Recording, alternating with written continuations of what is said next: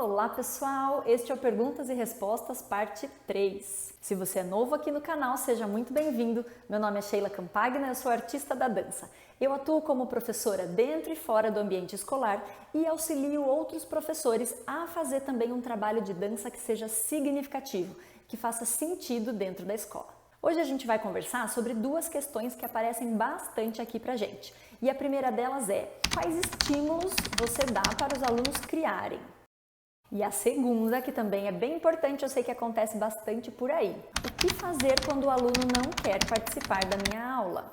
Mas antes de entrar nesses assuntos de hoje, já vou te pedir para se inscrever aqui no nosso canal. E se esse vídeo fizer sentido para você, deixa o seu joinha aqui, tá bom? Então vamos para a primeira pergunta de hoje, relacionada aos estímulos. Que referências levar para os alunos para que eles criem, para que eles queiram criar, né? Eu recebo muitas queixas de colegas professores que me trazem que os alunos têm uma certa preguiça de pensar, né? Eles não têm muita vontade, eles querem só copiar, querem só reproduzir.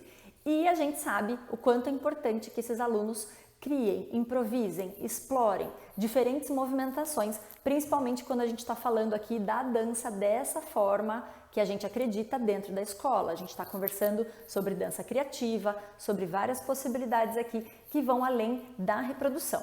Então hoje eu vou trazer para vocês uma lista de opções de coisas que eu levo para os meus alunos como referência e como estímulos para eles criarem. A primeira delas é a própria música. Então, uma música me diz muitas coisas na hora de eu fazer uma composição coreográfica e para os alunos também.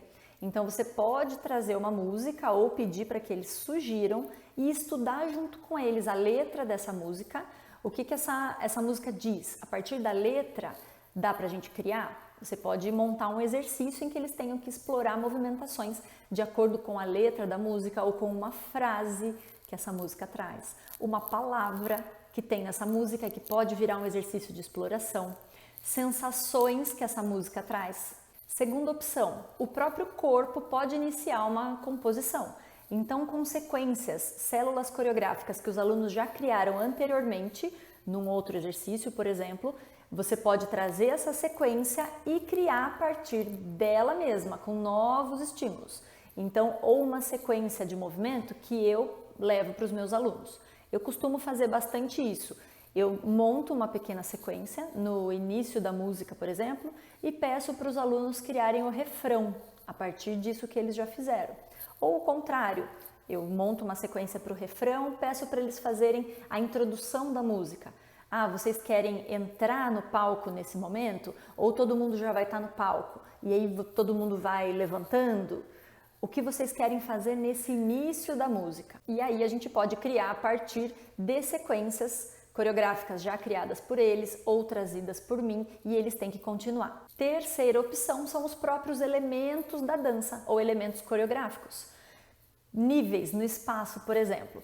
Pessoal, eu quero que esse grupo crie movimentos, uma sequência de movimentos que seja só no nível baixo. Esse grupo aqui vai fazer movimentos só no nível médio. Esse outro grupo, só uma sequência de movimentos no nível alto. E aí a gente tem já 3 células coreográficas, por exemplo, que depois a gente pode juntar. Ou um grupo pode fazer aqui, o outro grupo faz o dele ao mesmo tempo, e aí você pode ir compondo. Então, níveis espaciais, desenhos coreográficos. Então, agora eu quero uma sequência que todo mundo esteja em roda. Que todo mundo esteja em roda no nível alto só. E aí os alunos têm que criar dentro desse estímulo bem claro e específico que você trouxe. Dentro ainda dos elementos da dança, partes do corpo podem ser um estímulo bem legal. Agora vocês só podem movimentar os braços, agora só pode movimentar as pernas, só a cabeça, só o tronco. Agora monta uma sequência para mim, né? Parte de pequenas sequências. Esse grupo monta uma sequência usando bastante os braços, ou que o braço inicie a movimentação. O outro grupo vai iniciar a partir das pernas. E aí deixa eles criarem. Então aqui, só dentro dos elementos da dança, a gente já trouxe 3 possibilidades diferentes. Os níveis espaciais, os desenhos no espaço e as partes do corpo. Então 3 possibilidades aí de elementos da dança que você pode trazer para os alunos criarem. Mais uma possibilidade de criação são os filmes, séries, Pergunta para os seus alunos o que eles estão assistindo. Dependendo do tema que você quiser trabalhar ou do exercício que você quiser trabalhar, não precisa virar uma coreografia, né, ainda, mas você pode trazer uma cena de um filme, uma parte ali de uma série que os alunos estejam assistindo e peça para eles criarem a partir disso, ou reproduzindo a cena, ou dançando uma sensação daquela cena, dançando uma frase que é trazida naquela cena. Cada aluno pode ser um personagem bem específico daquele filme ou daquela série. Mais uma fonte de inspiração possível e que eu trabalho bastante também com os meus alunos é fazer um primeiro brainstorm, uma chuva de ideias, que os alunos, que a gente faça junto com eles, né, que os alunos participem e vamos jogar ideias, vamos jogar palavras a partir de um tema que vocês queiram trabalhar. E aí vai anotando essas palavras todas. Às vezes uma expressão, uma palavra pode se tornar um exercício criativo que você pode propor para os alunos. Então comece do simples para o complexo. Começa por uma palavra ou por um elemento da dança, como a gente trouxe aqui, por algo que seja menor e mais palpável para os alunos. E o último ponto que eu quero trazer hoje sobre esse assunto é te lembrar para trabalhar esses processos criativos sempre em aula com seus alunos. Se eles estiverem habituados a só reproduzir a movimentação que você, professor, está fazendo, aí quando você chegar lá perto de um espetáculo e quiser que eles criem, eles vão travar. Não vai ser algo que eles já tenham costume, não vai ser algo habitual para eles. Então trabalha sempre pequenos exercícios criativos em que eles tenham que pensar. Começando de algo simples, como a gente falou, de algo menor, um exercício que ele vai se resolver ali naquela aula. Não vai ser algo cheio de responsabilidade ainda, uma coreografia que ele tenha que apresentar para a família. Não, é só um exercício criativo. Depois, em outra aula, um outro exercício que parta de um outro estímulo, de uma outra referência. E aí, quando você precisar que eles criem algo maior para uma coreografia, para uma cena de um espetáculo, eles já vão estar muito mais prontos para fazer isso. E agora, uma pergunta que aparece muito por aqui e que eu vivo trocando também com outros colegas professores sobre como eles fazem. Não tenho uma resposta, não existe, né, uma resposta única para resolver isso, mas a gente vai construindo caminhos, né, que costumam funcionar e que a gente tem que ir testando mesmo. O que fazer quando o aluno não quer participar, com aqueles alunos que não se interessam pela nossa aula de dança? A primeira coisa que eu trago para vocês é que a gente observe, converse com o aluno e entenda o porquê, o motivo dele não estar se interessando naquela aula ou em várias aulas, o que é pior, né? E aí a gente tem que partir para várias soluções e alternativas diferentes. Então, primeiro a gente tem que entender o motivo para poder agir de maneira mais assertiva com aquele aluno. Ele está cansado aquele dia? Ele está só com uma preguiça mesmo? Ou ele está com vergonha, é um aluno mais tímido e está com vergonha do exercício que você propôs para eles. Ele está com vergonha de experimentar?